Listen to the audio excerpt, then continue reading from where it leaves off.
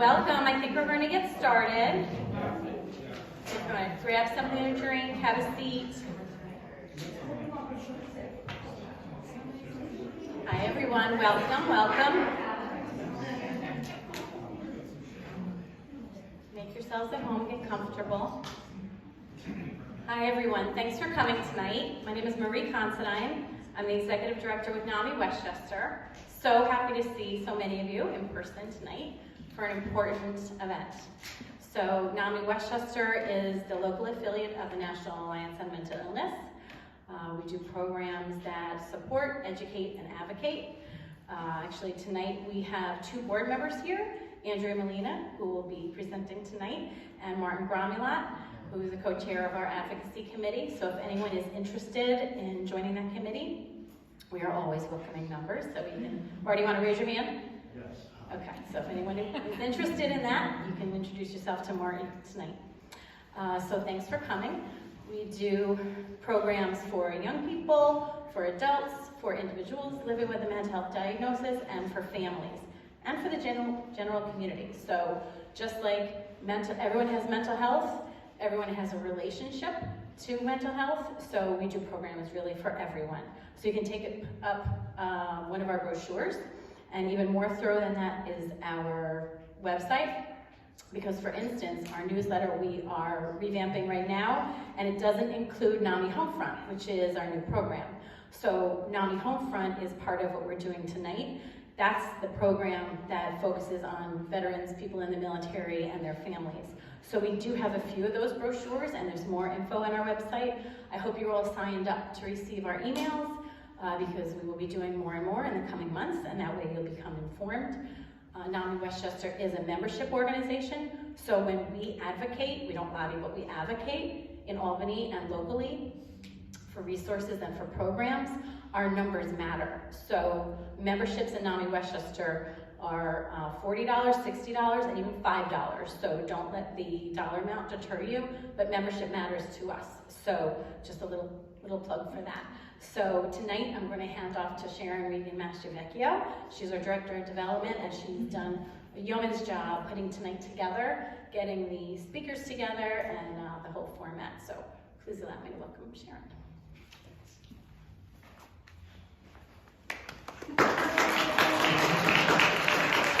Thank you, Marie. We started this idea last year, and in February and April this past year, we had 2 Zoom presentations. This is our first in person, and we'd like to continue this into 2022. And you are our first folks that we're doing this with in person, so I'm really happy to have you here. Our main speaker is Kevin Keaveny. Keaveny, thank you, sorry, I apologize. And then we have a great panel that I'll introduce all of them later. They'll come on up afterwards, but Kevin's going to speak first, and Kevin's the Executive Director of the Hudson Valley Center for Veteran Reintegration.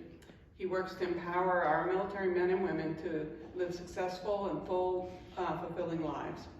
So Kevin works every day. He works with a lot of volunteers. He works with combat veterans, physically and psychologically injured addicts, alcoholics, and the homeless. It's yeoman's work that they do, and he works every day to enhance the quality of their life. So Kevin's going to talk about how he does his work and what it can do for you.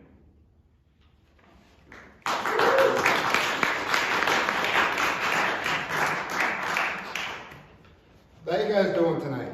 Good. You're all lying. It's 8 o'clock. The Tuesday night is 7 o'clock. I want to thank all you guys for coming down, and especially for letting me speak. I'm going to tell you a little bit about what our organization is, how it came to be, how I was inspired to found it or co-found it. Like Sharon was saying, we're the Hudson Valley National Center for Veteran Reintegration. I'm Kevin Keaveny, the Executive Director.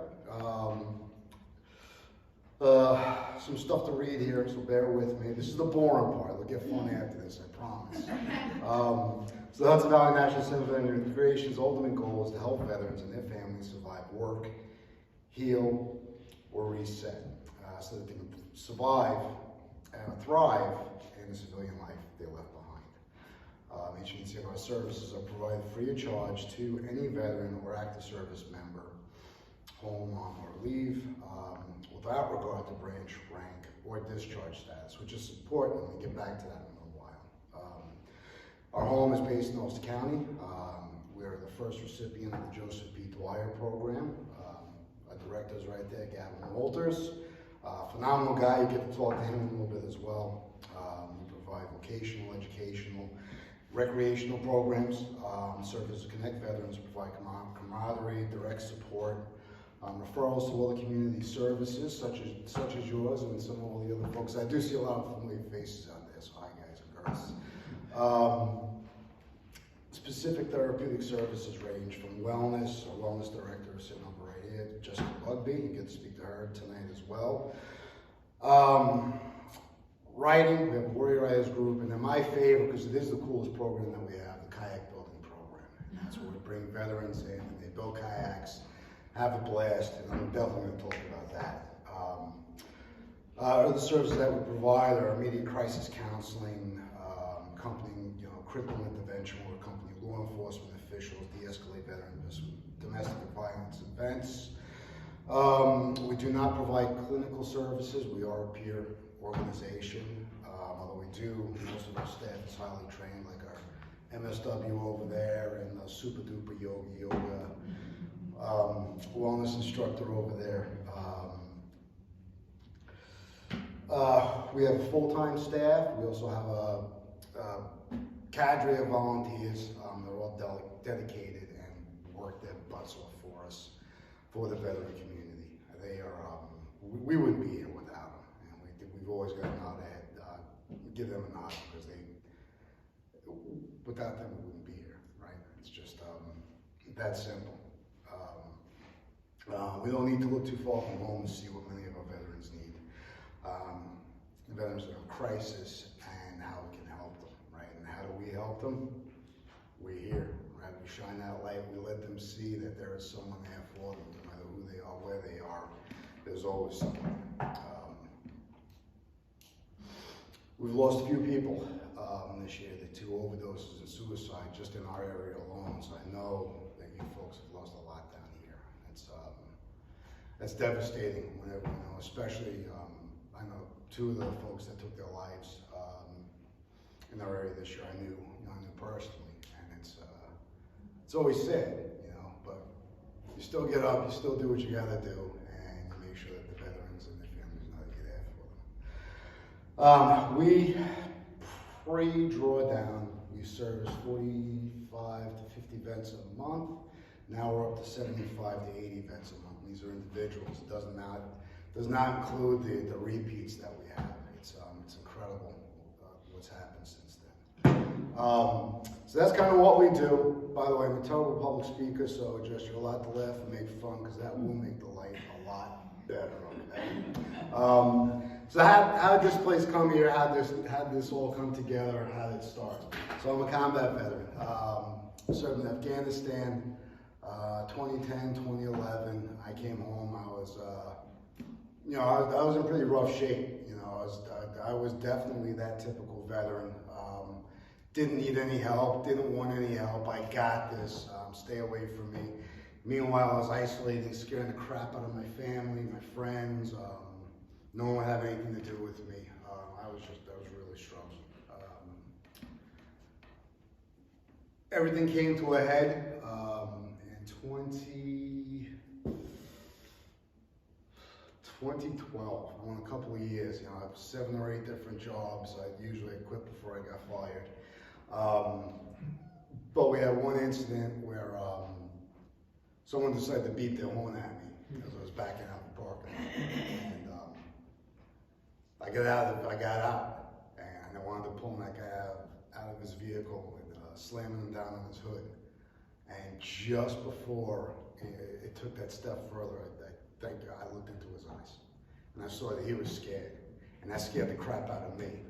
And that's when I let go, and that's when I drove, made sure that there was no cops behind me, and I was okay. And then I called the Veteran Crisis Hotline.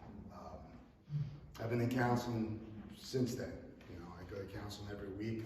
I'm very proud of that. It saved my life. It saved my life. More importantly, thank you very much. I appreciate that. But what happened after that, when I started seeking counsel, I went back to school, and I do what most veterans do when they're in college, right? You go right to the Veterans Club, because we don't want to deal with anybody else, right? You're going to deal with the veterans. And I do all the other veterans do. I whine every single day about how school sucked, and I don't want to do this teacher's terrible, I don't want to be involved. And I had a great counselor there who was another veteran, retired first sergeant.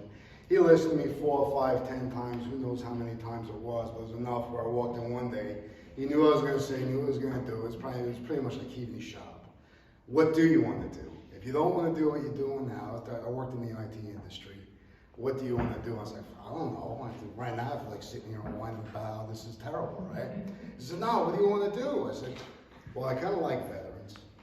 And I did this cool thing when I first came back from Afghanistan, because I couldn't deal with anybody, is I built a boat in my backyard, right? And building that boat in my backyard is what grounded me. So I didn't know then, because I knew nothing about human services or social work. I was a blue collar guy that worked his way up into the IT field. So anyway, so I was working on the boat. I knew when I was doing that, my family would come around, my kids would interact with me, and I felt good. I felt good. There was that sense of accomplishment. Every day I finished that, I'd see, you'd see a little bit more, and a little bit more, and a little bit more. I'd see my kids coming out, they were smiling, they weren't afraid of me. And they were, prior to this. It was good. I still smile about it, because I remember, you remember that transformation from just being this miserable, scary, individual to slowly transitioning into, to the person who I am now. So anyway, we finished the boat. It did float. I still have it, and it's still floating. But I knew then that what I was doing at that time could be beneficial to other veterans. So now we go back to Frank and him listening to me whine, and what do you want to do, and this and that. So I said, maybe I want to work with some veterans, and let's build some boats. He kind of looked at me like, how the hell did you put, 2 + 2 does not equal 4 in this scenario, right? But it did. So we went out, and we talked to the owner of a marina, who actually was a Marine combat veteran, and said, hey, listen, we've got this idea that might help some of the struggling veterans. And we want to build some kayaks. And he didn't even let me, I had this whole pitch, because I was nervous. I'd never done anything like this before. So I had this whole pitch prepared on what we're going to do. 1 sentence, go ahead, let's get it done.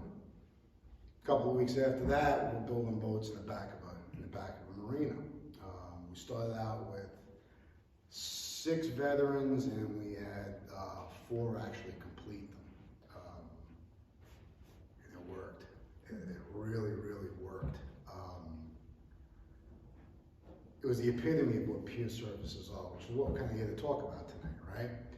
I had no training. I was just some schmuck who wanted to work with veterans and help them out. I'm still a schmuck, but I'm pretty, I got a little bit of education about it, right? So, we're looking at each other, and it's like, all right, so what do we do? And it's this. You be yourself. You don't be afraid to make a mistake. You don't be afraid to screw up. You don't really care about what you say. You just be yourself. And guess what? That's what a veteran wants to see. They don't want to see, they don't, well, maybe some do want to, our hippie veterans over here, they like the drum circles and stuff like that. But most of, they just want, we'll talk about Jessica directly belongs to. So we make fun of her. You'll get to talk to her a little later on, but she is actually a badass, paratrooper, combat veteran, yada yada yada. But now she's a bongo player.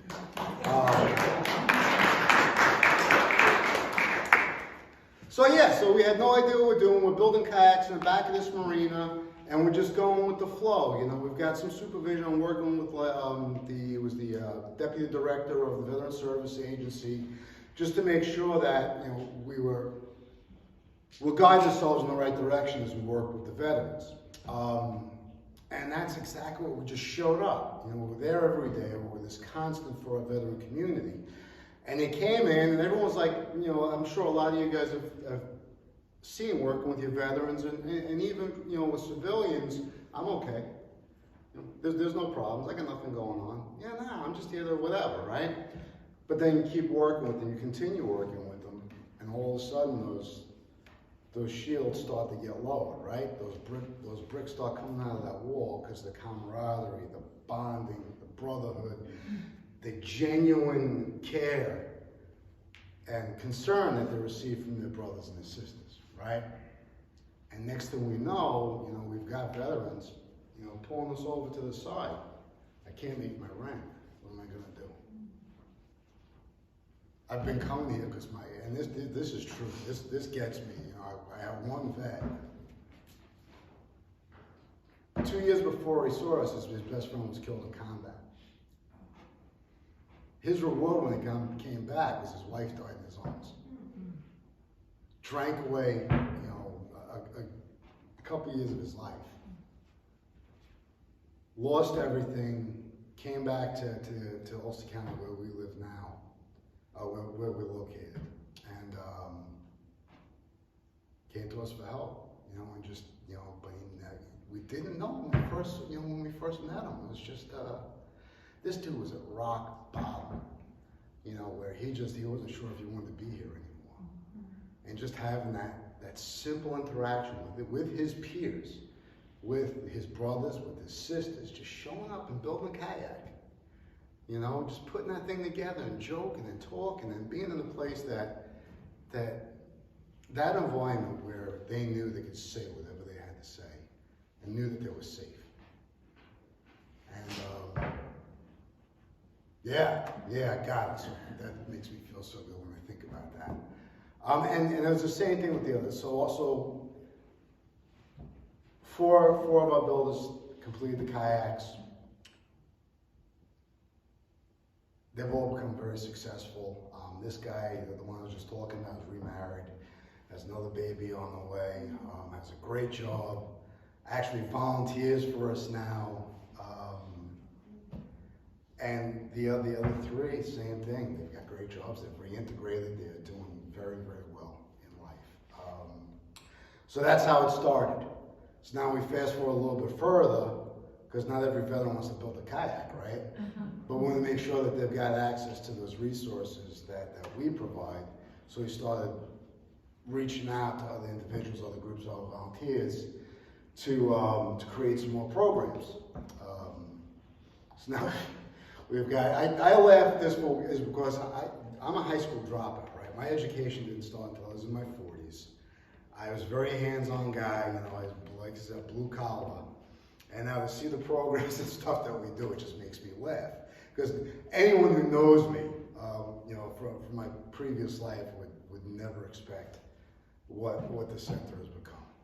So we have these programs, the Warrior Writers Program, where I'm not sure if anyone's familiar with it, but this is where our veterans and family members, they work out their challenges through writing. Again, it's another peer group, and they share, they interact. We have a woodworking program, we have a wellness program where they do everything from yoga, they get out and hiking, and just moving, you know, being physical. And it's the same thing, it's the same principle, it's all peer-based stuff. So you get in there, so whatever these veterans like, whatever their families like, whatever they're interested in, we provide that service for them.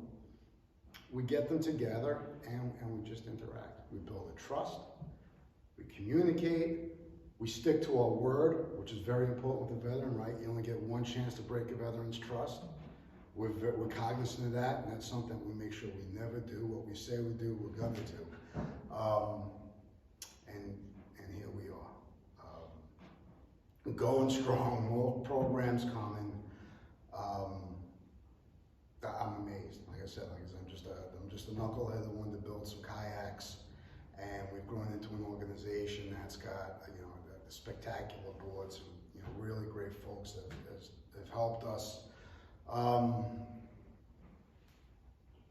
That is pretty much it. If you have any questions, I'd be happy to answer them. There you go.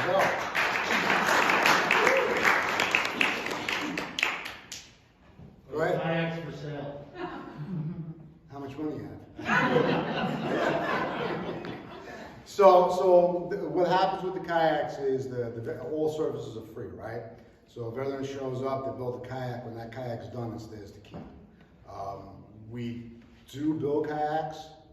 They are for sale. We've got utilitarian ones, which is the veterans build, and then we're actually working on the classic kayaks.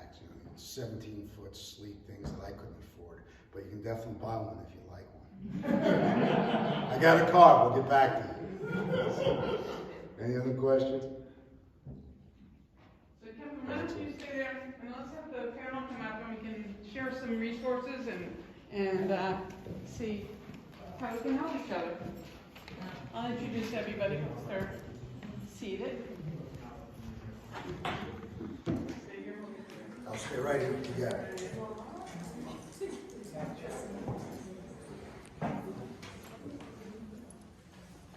Tonight's all about sharing resources and asking questions, so please feel free.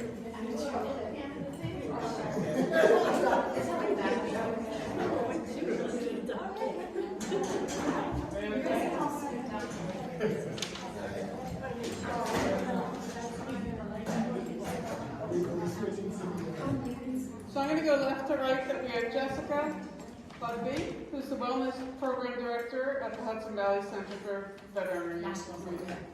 Matt? Okay, sorry. How dare you? Damian Guzman, Veterans Outreach Program Specialist at White Plains Veteran Center.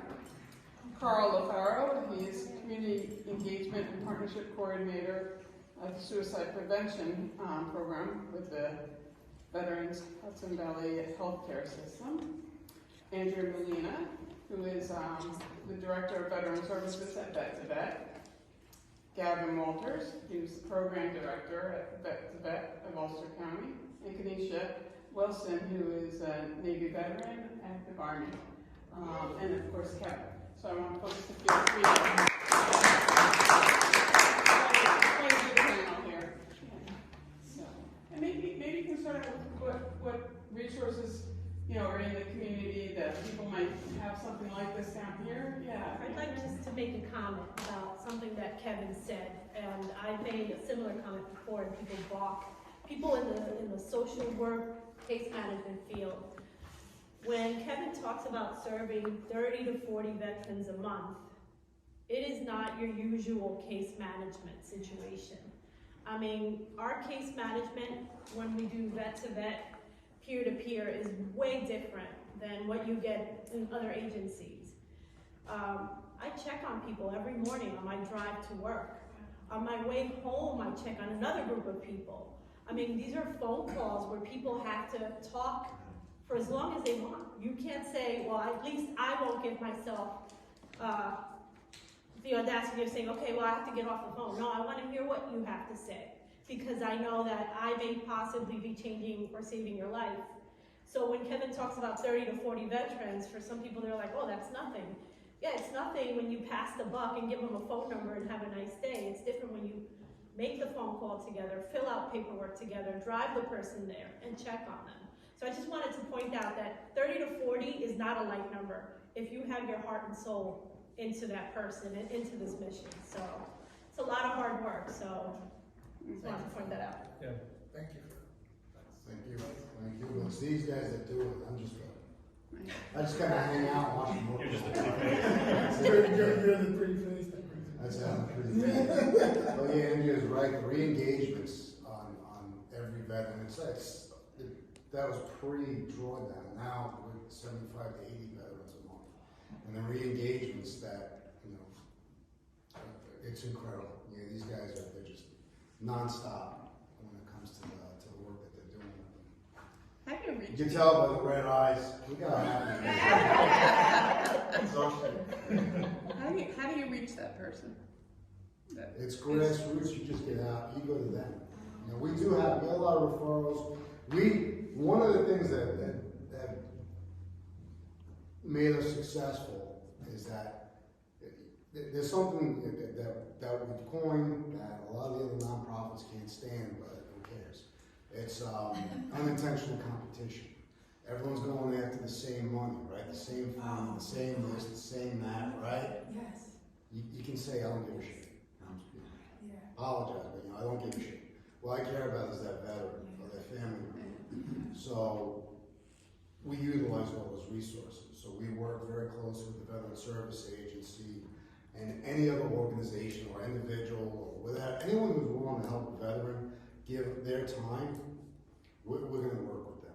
And that's one of the reasons why we've got such great partnership with the folks that we work with outside of our organization. Yeah, I could absolutely say that the Dwight program, which just became the 24th, 25th Ulster County, but Sullivan County, it became a program that was successful through a national pandemic when we didn't have any funding. And it was successful because we went back to the community and said, hey, we need your help. How can you help us? And it was just about the conversation. It was just about making sure that they were involved with the process, because we always gonna say 9 times out of 10 it's the family and the friends that's reaching out to us to say, hey, my cousin, my aunt, my brother, my sister needs help. How can I help them?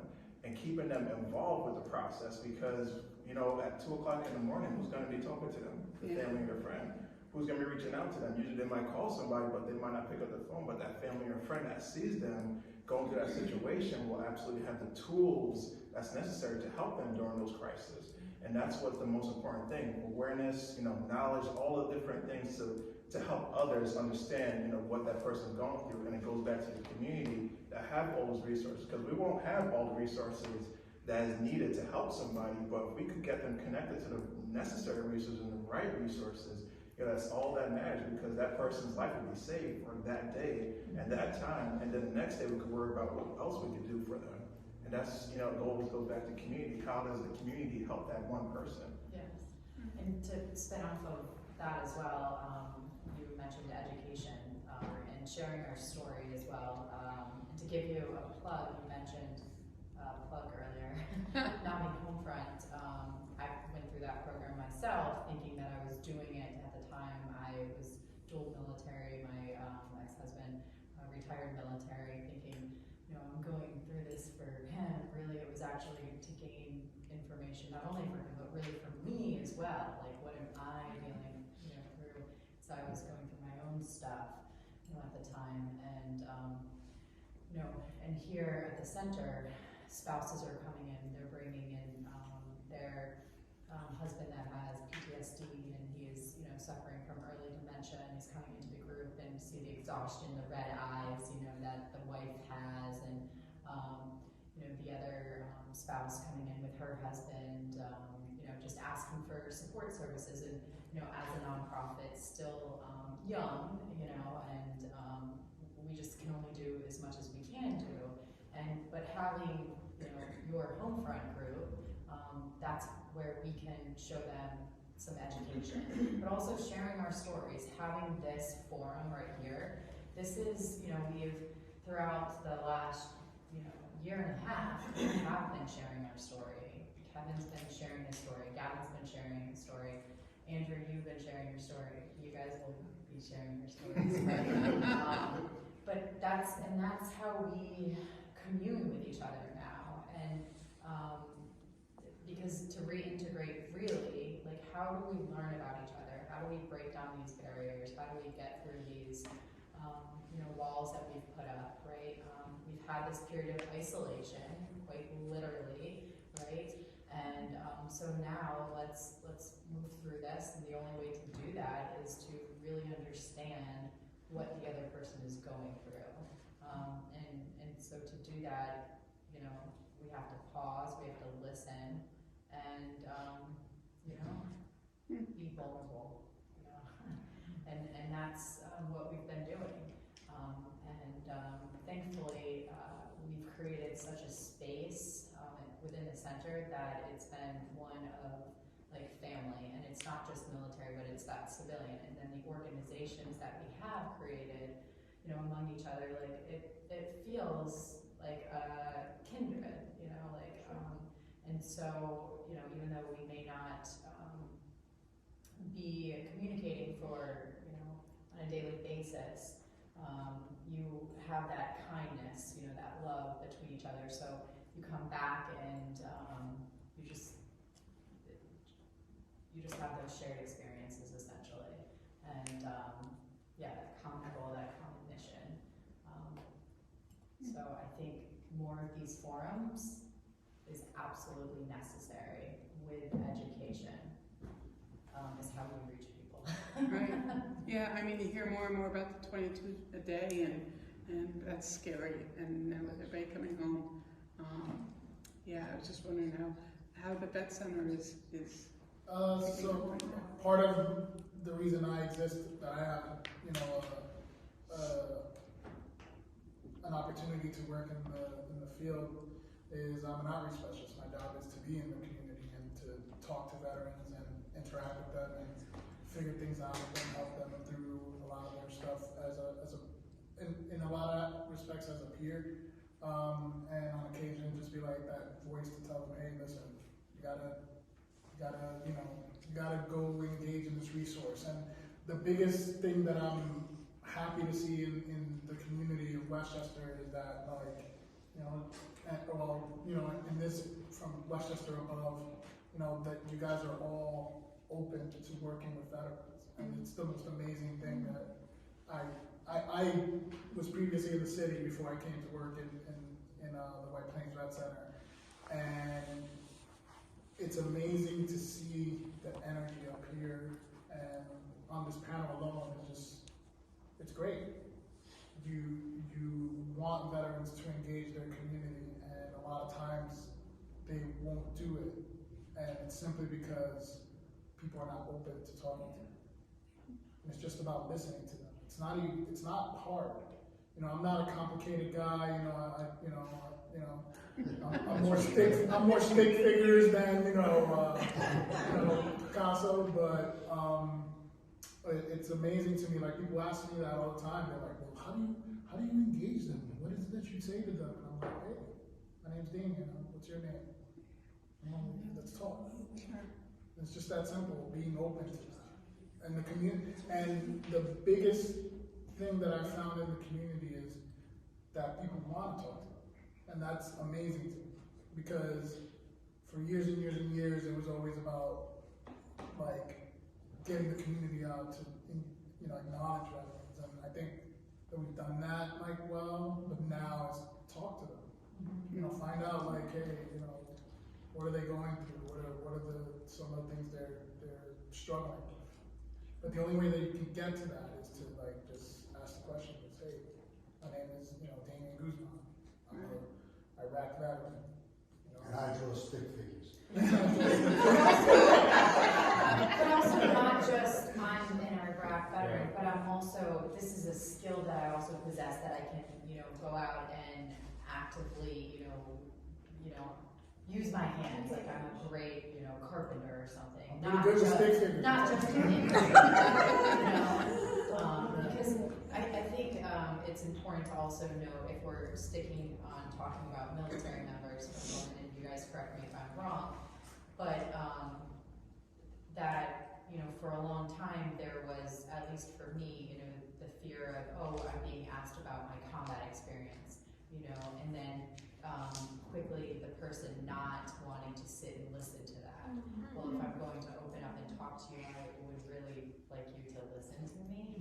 Actually. Right.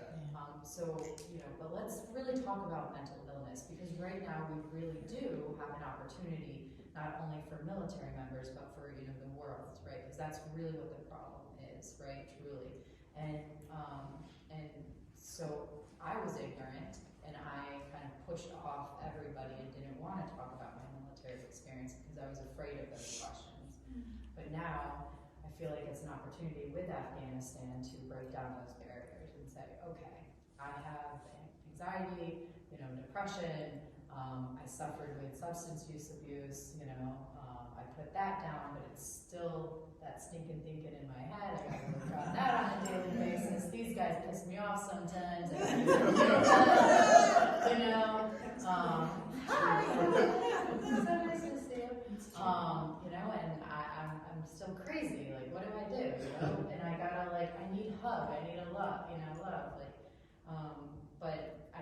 that with being up by myself. I just wanted to say, I appreciate even being here, being able to share my story and speak with you all. But for me, myself, I feel like once I accepted the crazy, once I accepted those parts of myself where, people wouldn't deem as normal, that's when I was able to reach out for help. That's when I was able to, be vulnerable and say, look, this is what I'm going through, and to get the counseling and, be able to speak with my peers and my superiors about what is going on. And a lot of it was just having someone who wanted to listen, someone who wanted to help, someone who wasn't judging me about what I was going through, and that was really helpful for me. And so you here as federal veterans and family members, I appreciate you being here and taking the opportunity to gain the knowledge of how to help yourself or help your family members, because it's really important that you're here. So I'm Carl, I'm from the VA. But I'm also a veteran. I'm an Army veteran. I did mental health in the service, and I've kind of been involved in that since. It's kind of like the, like recruiting poster, but without any of the fun stuff. Take all the fun out of Army. But I think like one thing that's really interesting is this kind of juxtaposition of like veterans helping veterans and veterans serving veterans. And sometimes people can confuse that with, oh, I'm not a veteran, I can't help, or I'm not a veteran, I don't understand. And I think like that is, I think that's not true. I think that's something that really needs to be emphasized, is that, like Damian said, like just listening, just, those skills that we use to care about other people, like it doesn't matter. Like, I think Jessica mentioned like, oh, I'm not just an Iraq veteran. I think that's so key to remember. Like, somebody I know in a peer program out in Seattle said, like, think about like people in terms of boxes. They have many boxes they can sit in. And my whole like life is not defined by my military service. I really like Lego. So like if I'm, if that's something that like David and I have in common, like let's engage about that. Let's engage about something that we share. Yeah. Yeah, exactly. Or it's like, I'm also somebody who struggles with depression, and I lost a family member to suicide. Maybe when I'm engaging with another veteran or anybody, it's just like, okay, like I'm not going to be able to connect with you about the job you had for 3 years of your life, but like let's talk about a shared experience or a shared thing you care about. And I think there's certainly a great place for this. These veterans helping veterans. I think it's a fantastic idea. We see it nationally, and we've kind of consistently seen it over history. And I think it's really important to remember that everybody in this room totally has the capability of being that person that a veteran can really go to for help, or being that person that cares. I think so I'm wearing my VA hat, so I'm not really allowed to curse. But I'm also wearing these like work boots that my wife said were way too scuffed up to wear to an outreach event. But yeah, like I think like the biggest sorry, they can't see it, right? It's like the dress thing. It's like I think like give me shit is like 70 to 90% of it. Like knowledge you can learn, like vocabulary you can learn, questions you can learn, techniques, and if you don't care, like it doesn't matter how skilled of a therapist. I also have been a therapist, and I know some therapists like I would not talk to about anything. Like, you guys are too weird, or you guys clearly don't care, or whatever. But it's just like I'd rather take like that veteran or person fresh off the street that really has compassion and empathy. You can teach them knowledge, and I feel like that if you're coming to a NAMI event, you probably have a little bit of compassion and empathy, and like that's a place to start. And curiosity was something one of my clinicians said is just approach it with curiosity. I asked her in the interview like, how can you serve veterans who are not a veteran? And she's like, it's a fair question, and you like lead with that. And she's curiosity, like that's where I'm going to start. And if you come up with a curious approach to almost anybody or anything, like you can get a lot farther than you think you can. So just I really want to emphasize that as like encouragement to everybody else. It's just that like veterans start like multiple paces ahead. And it's not going to come all at once. Yeah. It's going to take time. So that's the biggest thing. You didn't get to wherever you are if you're feeling a certain way. You didn't get there just, per chance. Like it took some things to happen for you to get there. And it's going to take some time to, get back. And it's okay. However long it takes. There's people at every level that you're at that are willing to help you. In developing that rapport, as Carla was saying, especially with women veterans, I think that was really important what you had said about, you know, once you made that acceptance, which is really hard, you gotta go in and out of that. But you know, especially with female veterans, you'll get superficial problems that they come in, like you had said. You know, oh, I only have one problem and it's a superficial problem. And then they'll be gone for like months and then they'll come back and they'll say, oh, here's one of my problems. But then when you give those open-ended questions and then there's like more and more and more, and then they're gone and then they come. You know, it's challenging and it's complicated cases, lots and lots of like just trauma on top of trauma. And yeah, so just like going out for a walk is like an amazing way to connect. And it doesn't have to be such a deep therapeutic thing. Don't expect to solve, like to crack that nut the first time. I think like that is something that we all want to do as like people who care, people that want to help us. We want to like, not fix necessarily, but like we want this person to trust us, to open up to us. I think like that's a big thing. Is like, oh, well, I gotta get this person, I gotta solve this now. And short of it being like a life and death crisis, the best thing you can accomplish in the first conversation is like a willingness for that person to talk to you again. I think about some of the work I did in the Army where, you know, infantry folk, I guess probably some of you, and other jobs, like they didn't want to talk to mental health. Like they didn't want to talk to us for, you know, that stigma around like, I don't have an illness, I don't have a I'm problem. sure I ran from you at least. Yeah, dude, what did you run last? And by the way, this is actually okay. This is something we're developing a cultural awareness class on what kind of poking fun at each other, you know, like this is. Go in the parking lot. I really like You got to take it. This is how we show each other love. It's not a bullying method or anything like that. That is actual true love right there. If we say you hate you, it means we love you. Except when it doesn't. And sometimes it doesn't, especially when it comes to Carl. When you fall past that, there's another thing that we're going to make sure that everyone's aware of, and something that we use in the center when we talk about the camaraderie. I saw with Carl with some of his co-workers, which is perfect. So Carl was sitting there. He was the only veteran in this group. They were kicking his ass, and they were really abusing him, and I loved it. But they were also civilians. They didn't have no military service. That's something that we use in the center. You can't, so reintegration. So how do veterans reintegrate? They're just for a bunch of veterans, right? So you have to have that civilian population working with the veterans to help them get back out into the So yeah, engage, talk, engage, talk, be involved. Like Carl was saying, listen, shut up and listen. Let them talk. And that's how you befriend your veterans. So I have a question.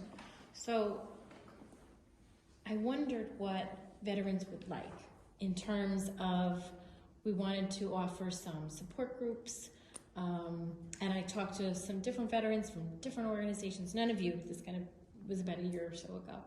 And some people said, we need a support group for veterans because that's who understands our struggles. And some people said, and these are all vets that I talked to, said, we need a support group that has anyone in it because we need to reintegrate, and we have the same problems as everybody else, and we shouldn't just be focused on what we experience. So there are those two schools of thought, and then I didn't know which way to go. So what are your feelings and experiences? What do you see as the need? What would be helpful? I think it depends where you're at, as far as coming back home or where you are. I mean, some of us, it took us 10 years to accept that we will never, ever, ever be that same person we were prior to our service or prior to our combat deployment, because it comes in, for me, and you guys could disagree, it comes in levels, right? So, okay, you're no longer a civilian, now you're a military member, right? Then you deploy and you change. Then you deploy again, you change some more. And then I remember coming back home out of active duty and 2 deployments out of Iraq, longing to be that same person I used to be. And it took me 10 years to understand and accept. And I went through a mourning process, like literally, I buried myself. And aside from burying my own personality, I also buried the Marine, because I was no longer a Marine. And that was the thing that I held most near and dear to my heart. And I was in such a bad place, I couldn't go back to the Marine Corps, and that killed me even more. So it was like dealing with just death twice over, that's correct. Death twice over. My old persona, and then no longer being a Marine. It's really difficult. So depends where you are. If you are where you accepted these things and you're ready to, I feel, because we're all different, right?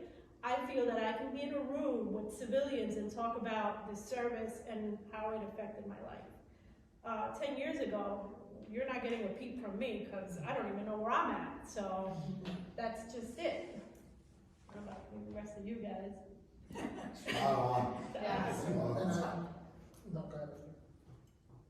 It's just so, I have to say this, it's so amazing for once in my life. Thank you. I'm so just grateful to be here. Because that's where this is exactly where I am today. Just being here. Finally.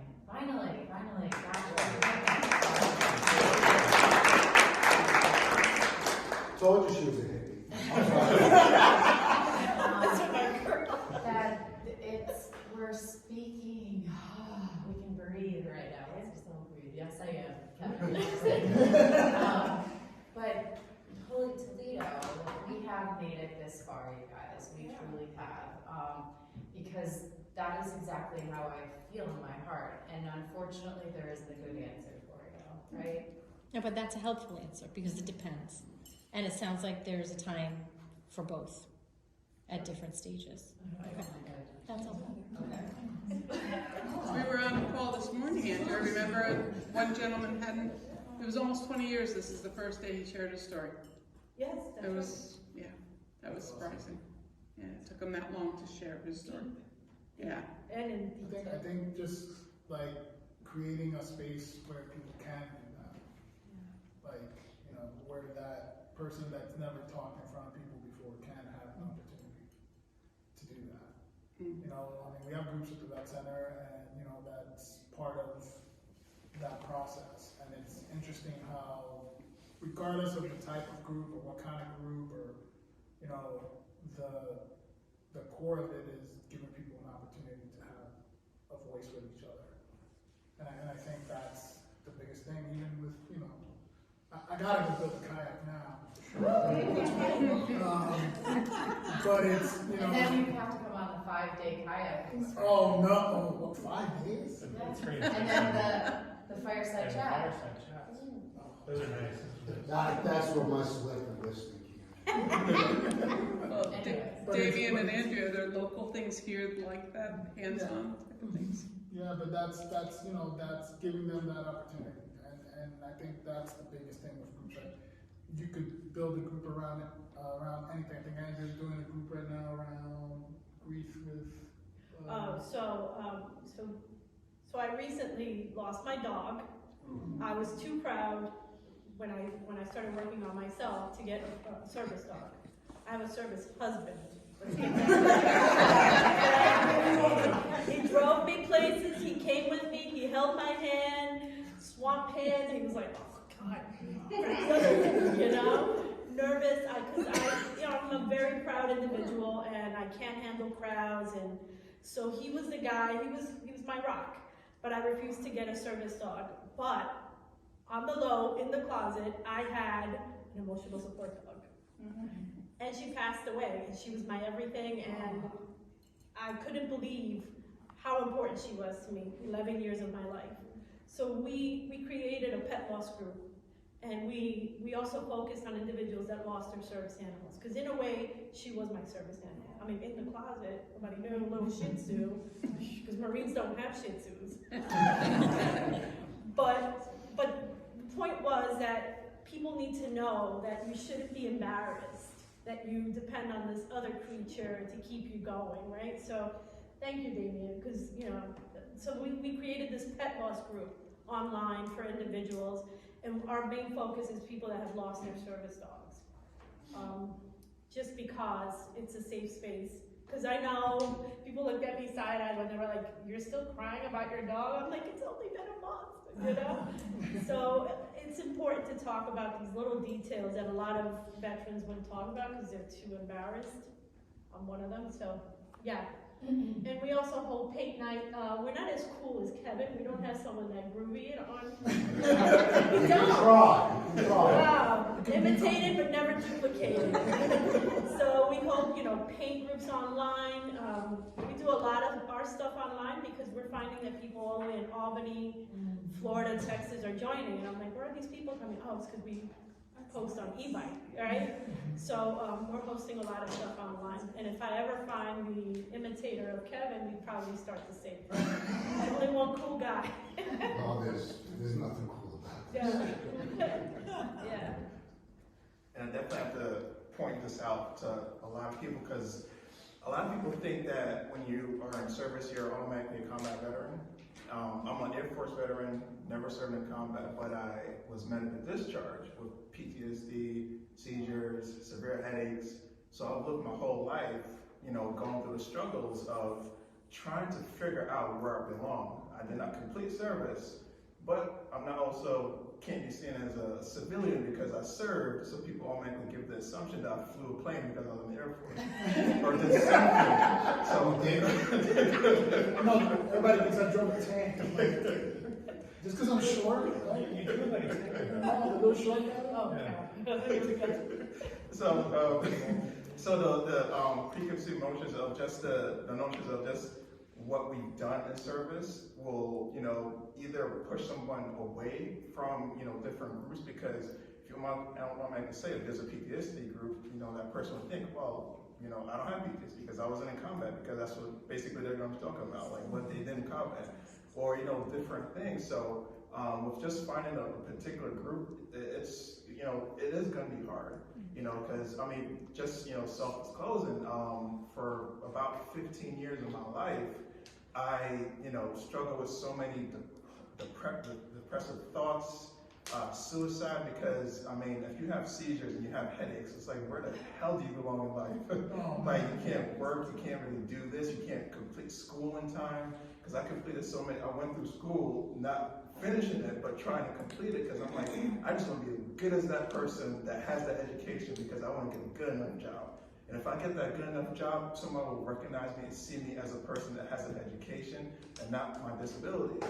And it's hard to let people know who you are when they just automatically see you as someone that struggles with depression, all these different things.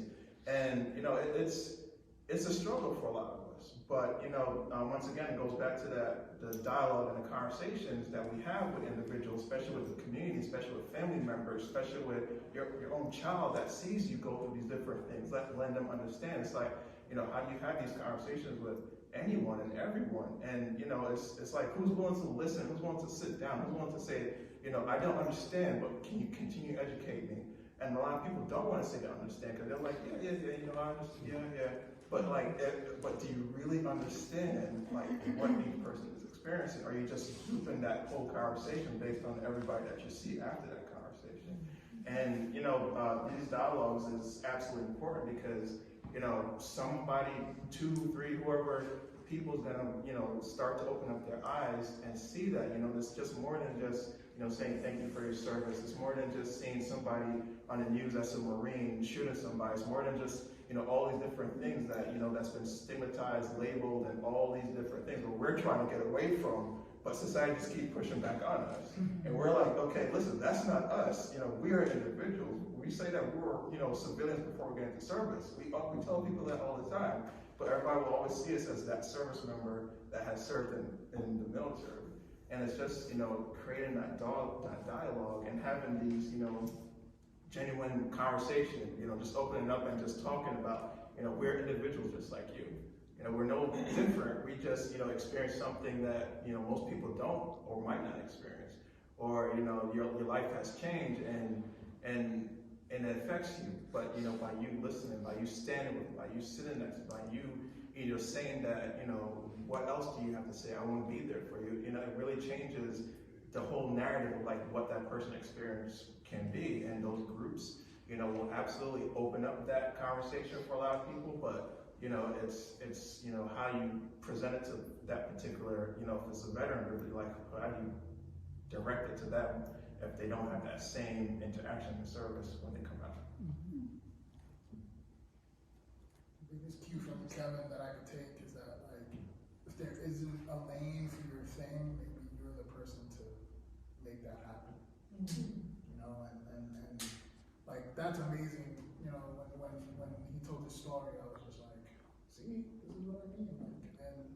And maybe the lane is not there because maybe you're that person that is meant to, bring it forward. It's just not created yet.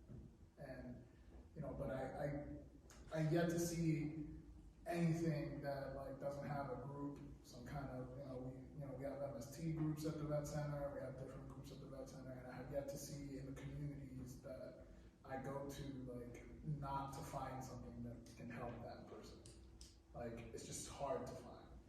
And I'm kind of, borderline, like, relentless when it comes to, like, finding a service for somebody. I like, have tunnel vision sometimes to the point where my boss is like, stop obsessing, take a break. And I'm like, I gotta find this thing.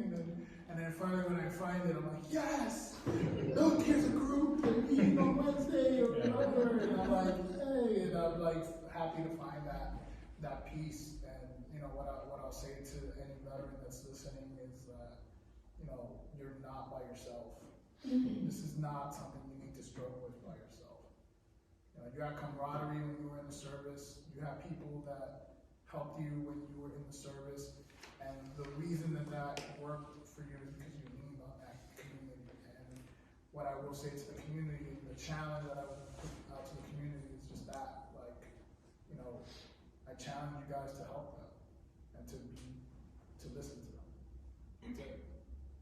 One piece of, I think, practical advice that I think, like, anyone who cares about a veteran or an ally, whatever you want to call yourself, is when that veteran says, like, oh, there's nothing for me, I don't know, I can't find it, just be their Google. I think that's like something that's really helpful. It's like, and don't eat Yellowstone. no, yeah, that too. Why not? But I mean, it's like a veteran says, like, oh, I'm really into like fixing cars, or I'm really into motorcycling, but I can't, there's nothing around in Westchester about that. You just get on your little phone and say, like, Google, like, veterans and motorcycles in Westchester, and you'll find something, or veterans in archery in, like, Orange County. Like, these things exist. It's just really hard sometimes when people get, like, really focused on being isolated, being alone, to find something that they fit into. I also wanted to mention that people talk about secondary trauma with peer work. And okay, there might be a slight truth to that, but for a true peer worker, you're giving a piece of your heart, your soul, and you're investing that into that individual. Because though you may be under the belief that you're helping that person, when that person gives back and you were the cause of that, it's really healing to a peer.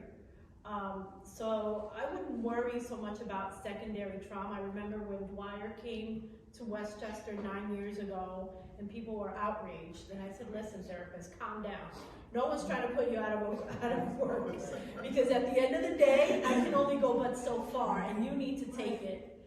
But my job is to ensure that you are somebody trustworthy where I can refer that person to, because I can't do your job. All I can do is tell them, trust me, this therapist is the real deal. And people, oh, you're gonna go through secondary trauma. I have, yes, in 9 years doing this, I have. But at the end of the day, I mean, the return on investment is incredible. And it has been so healing, and it's brought so much purpose. And I love my brothers every day more and more, and my sisters more and more, because of how we are, how we recall all our training, and once you're guided on the right path, we explode. We're just ready to rock. I mean, look at Kevin. I don't admire anybody. He's one of the few people I admire. Ditto for Gavin, and this is a great panel, and these are individuals that I really admire. And Damian can tell you, I harsh critic. I am a Marine through and through, and I don't admire many people. And you guys are in a room where some of the greatest individuals in peer work are sitting here. Just have to say that. You too. I just want to know, do you have an email address for all of you that we can contact you? I've got cards. You got it? Okay, you're on. I have to say that you guys were just chosen from God to be angels. And I know you Thank do you. a lot, but it shows. Well, you're here, so are you. I wanted to make mention of the what Andrea was saying, that like burnout is definitely a thing for sure. And Damian, I heard though, like, because I get yelled at a lot, I have to stop talking to my veterans. You know, I have to not answer them on the weekends. I do weekend hikes. You know, like tonight, we're here. You know, everyone else is at home. The military life, that's not just the military member, it's a lifestyle, right? Yes. So it involves the whole family, your active component, you know, right? Like you're at work all the time. Yeah, it's just, I just recently became a career counselor, and they call at 9:30 at night. It's like they have no concept of time. They're like, oh yeah, you're working, you're 24/7, so we can call you anytime. So Yeah, exactly. And then of course, like we could totally talk about the other side of the coin with mental illness and active duty too. That's like a whole nother thing. But burnout is such a thing. Like if you obviously have a lot of good like work on yourself and boundaries though too, because I still have to work very hard to create boundaries for myself. Like self-care isn't something that you're taught in schools. I think that the whole curriculum should be like redone, and we should learn how to build a kayak and you know, some like social worker skills too in kindergarten or something, and self-love.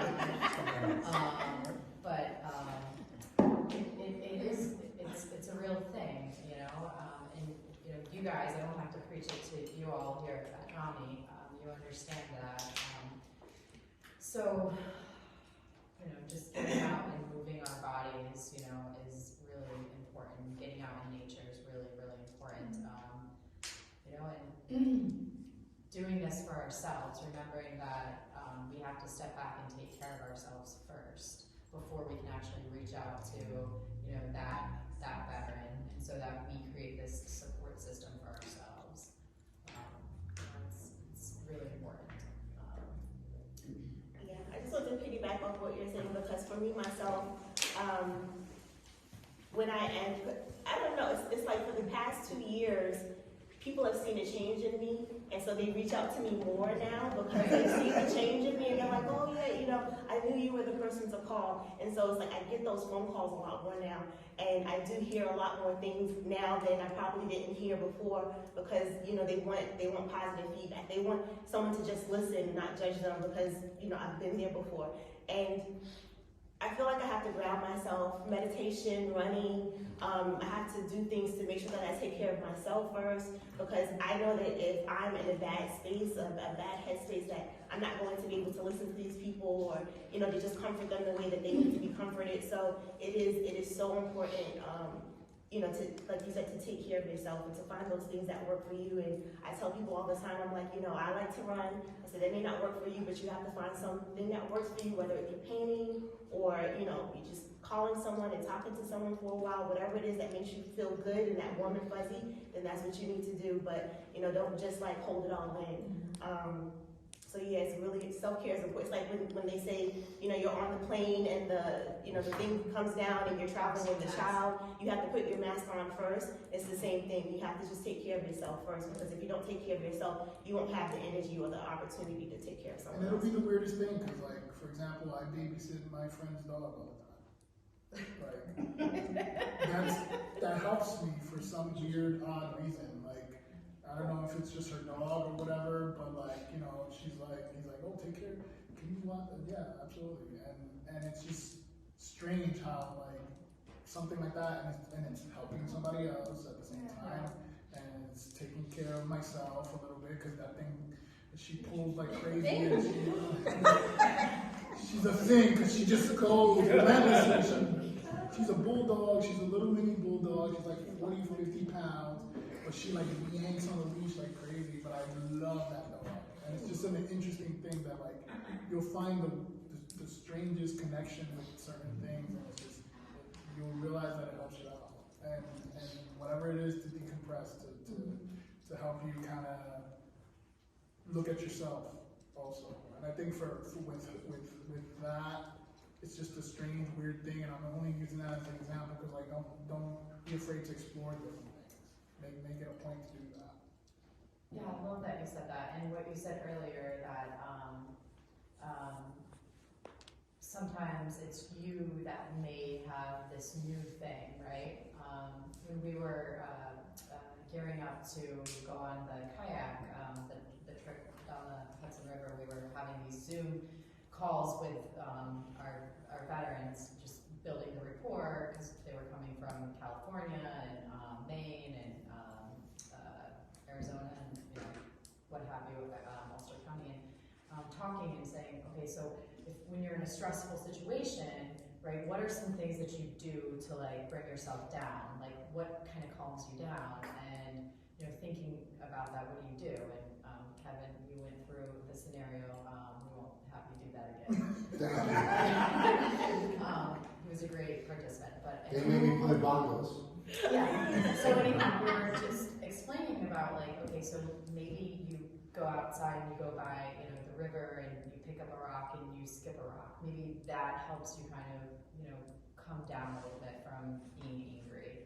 Well, maybe I don't know how to skip a rock. I know this is really silly and elementary, but that's something that you can take people out and skip a rock. It's silly, but it's a focus. It takes you out of your headspace, thinking of whatever it is that you're thinking about, and you're connecting to nature, you're moving a little bit, and there you are, right? Yeah, there you are. And then you kind of like, you kind of bring yourself out of that kind of elevated, like arousal state that many of us have spent some time hanging out with. Many people in the audience have spent some time hanging out with. And when you're, like under threat from most of what that threat is, like it's adaptive to get angry and upset and elevated real quick. And like, I'll tell you, it's not anymore. It's just not. And we need to, I think like that's one thing that's really helpful is we can recognize it in ourselves, but oftentimes we can't. I mean, like, my wife is like, hey, to me, she's like, hey, you need to calm down, or first, I guess, tip, never tell anybody to calm down. Like, it doesn't help. Especially not your wife. No, I'm the one that tells her to calm down, and she's like, didn't you say, like, don't do that? But yeah, she's like, hey, why don't you, like, take like 5 in the yard, or for me, like, raking leaves is a big thing, or doing yard work, and kind of, like, it's really helpful to get that awareness from outside ourselves. And that's something, like, we do as people who care about people, not just veterans, is kind of be a lookout for them, to help them out. Help them help themselves. Yeah. Ultimately, it's like, it's like becoming part of your community, is the goal. Like, not just knowing the people, but also like, when you are a little down and feeling a certain way, that person keys into it like right away. And that community thing is that. It's just not so much the nosiness or whatever, but like knowing that that person is not doing okay, or they're not as okay as they usually are, or whatever the baseline is, like figuring out the baseline, even, like that's like a big thing, and just for a veteran to come back to his community and become a part of his community again, that's an amazing thing, and that's ultimately the goal.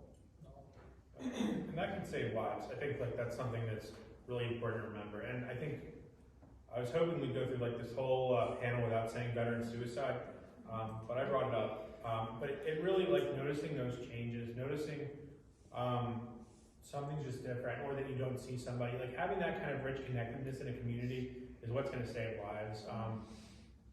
Therapists are great, crisis counselors are great. I've been both of those things. Law enforcement's great. They respond to more crises than anybody else. But it's really the neighbors, the family members, the coworkers that are the ones that save lives. It's so much easier to catch people when they're, not at the rock bottom, like Kevin was describing that person, that veteran. It's like, let's look for the little changes. Let's intervene early. By intervene, I mean care. And that's what intervening means, is just caring enough and then taking action. Like, it's very, almost impossible to like make things worse unless you're deliberately trying to. But you could be like, hey, Carl, like, I haven't seen you on the running path in like a while. And then like, I haven't. yeah, and then like, we've never seen the running path. Neither one of you have seen it.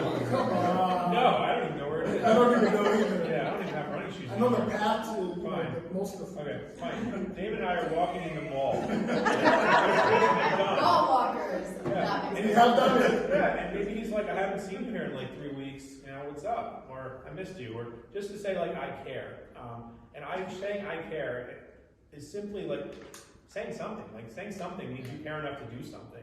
And all that may result is like they remember that you're somebody who cared enough to ask how they're doing and actually meant it. Instead of you miss them. Like that can save lives by itself. And that's the essence of peer engagement.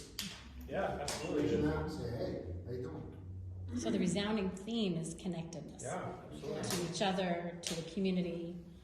It's very similar to like people that have mental illnesses. I mean, a lot of what you're saying I can relate to in my own story, because it's just,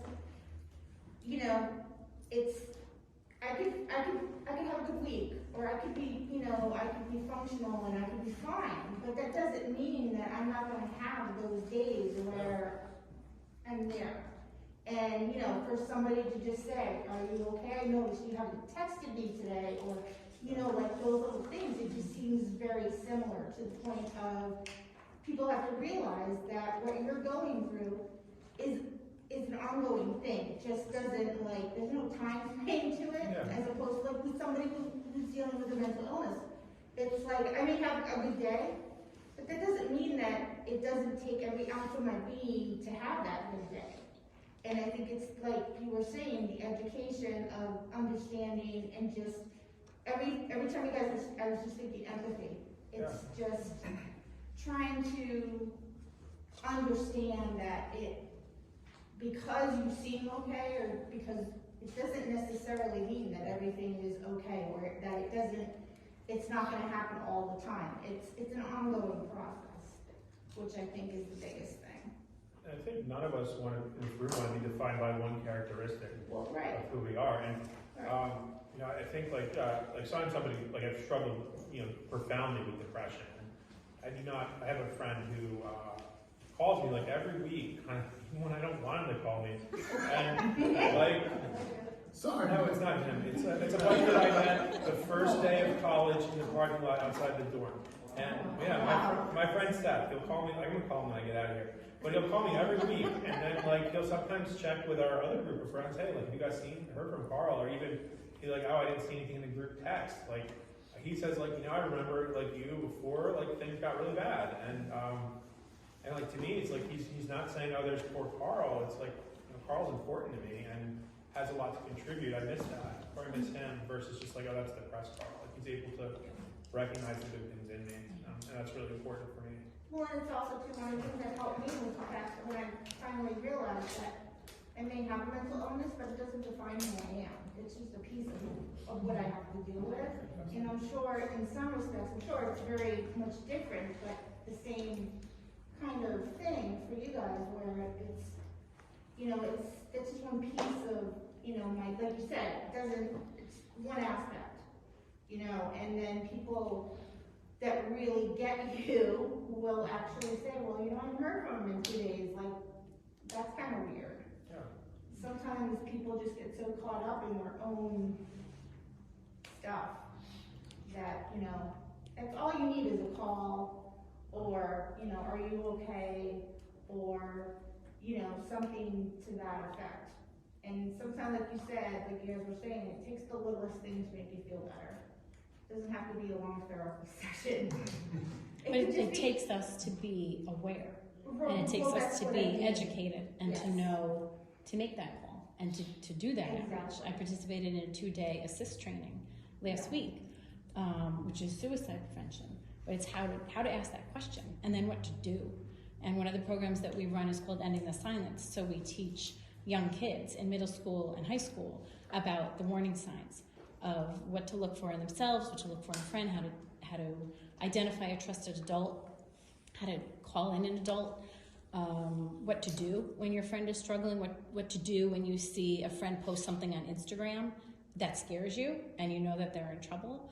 And someday these young people may enter the military, so may enter any walk of life, and they'll have those skills, which is what I think, I'll speak for my own generation, we didn't have. You know, Andrea and I talked about my family's experience of my dad losing his older brother in World War II. He was a Navy flying ace, and he was done, and he landed his plane on the aircraft carrier in the Pacific, and he was coming home. And a kamikaze pilot came and took out half the ship, and that was his half. And he was 21 years old, and he was buried at sea. And that was way before technology. I mean, way before I was born. So my grandparents got a knock on the door, and then they got a Purple Heart. And my dad was angry for years, and he owned a store with my uncle, first in Mount Vernon and then in Eastchester. And there was a certain group of people that would come into the store, and he would not wait on them because he was angry at them for killing his brother.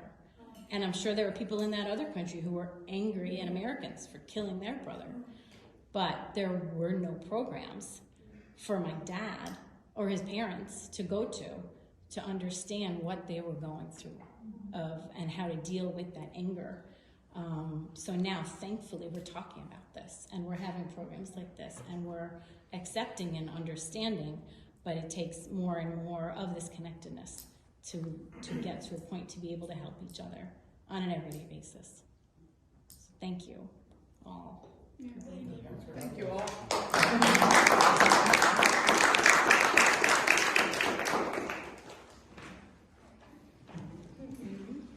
You guys, any more questions? No, thank you very much. We're done with this. Yeah, I've got a lot of VA suicide prevention resources. I'd be glad to share or explain any of them to you, and be glad to, I don't know, come to any of your organizations and talk about suicide prevention. Thank you. So I got cards too. I'd actually like to introduce Sophia and Terry. They answer our helpline. And yeah, give them some resources. Give us All the resources.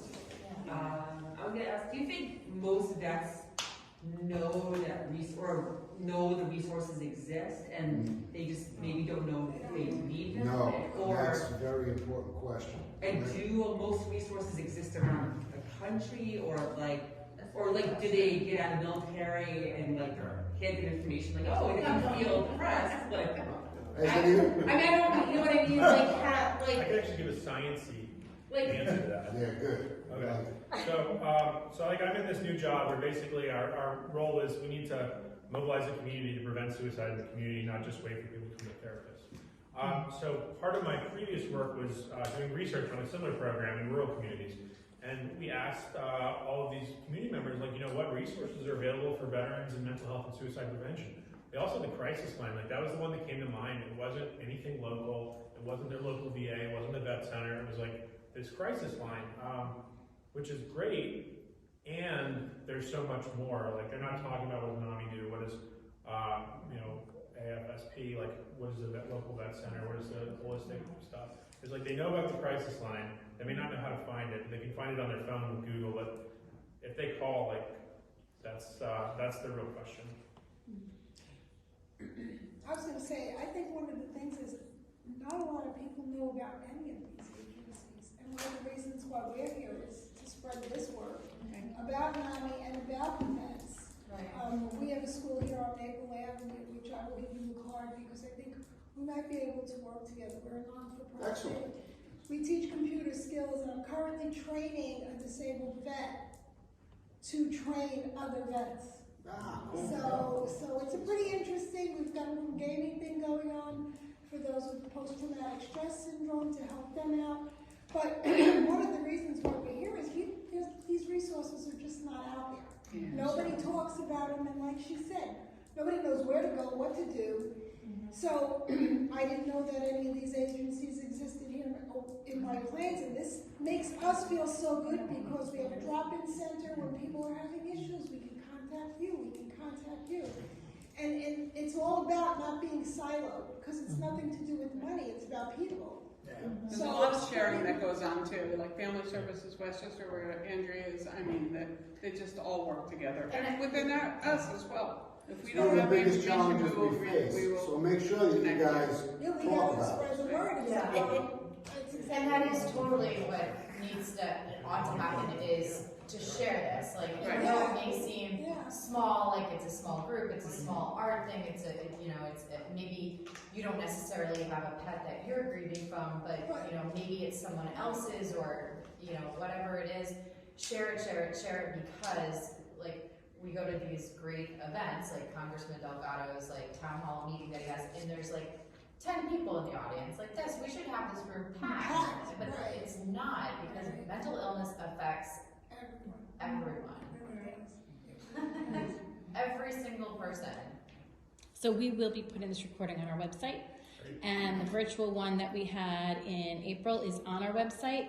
And since that was virtual, at the end of it, there was a PowerPoint presentation put together. And it has several of your organizations on there with contact info and websites and all. So that's on our website now too. Thank you. Yeah. And awesome. Thank you so much. Thank you.